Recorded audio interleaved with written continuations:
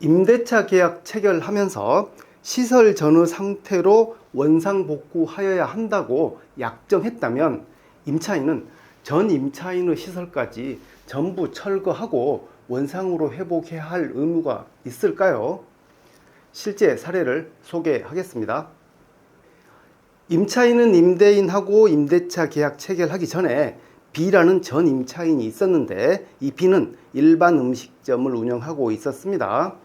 임차인은 B 전 임차인으로부터 일반 음식점 영업을 양도받았죠. 권리금도 지급했고요. 임차인은 임대인하고 임대차 계약 체결했고 특약을 했습니다. 준공된 현 상태로 양도한다. 그리고 시설 전의 상태로 피고가 즉 임차인이 원상복구한다 라고 특약을 했죠. 임대인은 의도를 했겠죠. 전 임차인이 시설했던 시설까지 전부 철거하고 그 전에 있었던 준공된 상태로 현 임차인이 원상 회복해야 할 의무가 있다는 것을 특약하고자 그런 의도를 가졌을 것입니다. 이에 따라 임대차 계약 해지될 때, 종료될 때 임대인은 요구했습니다. 전 임차인의 시설까지 전부 철거하고 준공 당시의 상태로 원상 복구하세요 라고 했더니 임차인은 입점시를 기준으로 원상 복구하겠습니다. 임대인은 소송을 제기했습니다. 그 결과는요.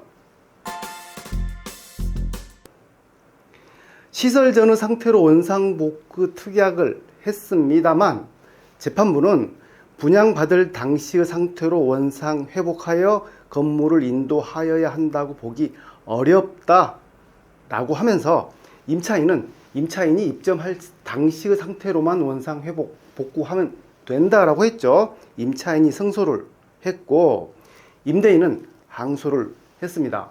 항소심 결과도 보겠습니다.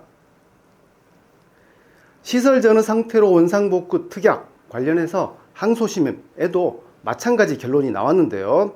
시설 전의 상태로 임차인이 원상 복구하여야 한다고 규정하고 있을 뿐이라고 하면서 임차인은 이 사건 건물의 준공 당시의 상태로 원상 회복하여야 한다고 규정하지는 않다라고 재판부는 봤습니다.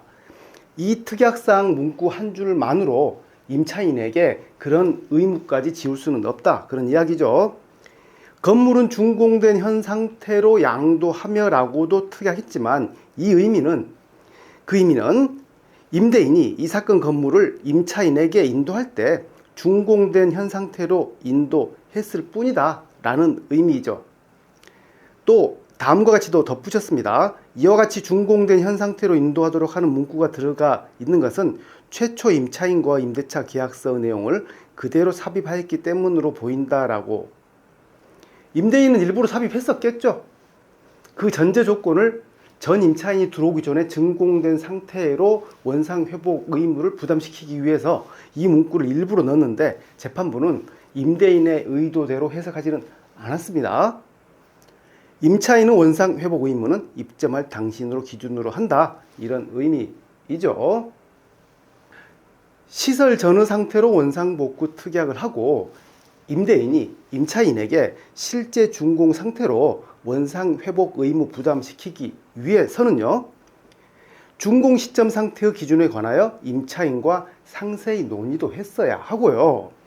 준공 도면 등을 토대로 구체적인 원상 회복 방법 등에 대해서도 상의를 했어야 합니다. 즉 원상 회복 의무 부담에 대한 구체적이고 명확한 합의가 있어야 합니다.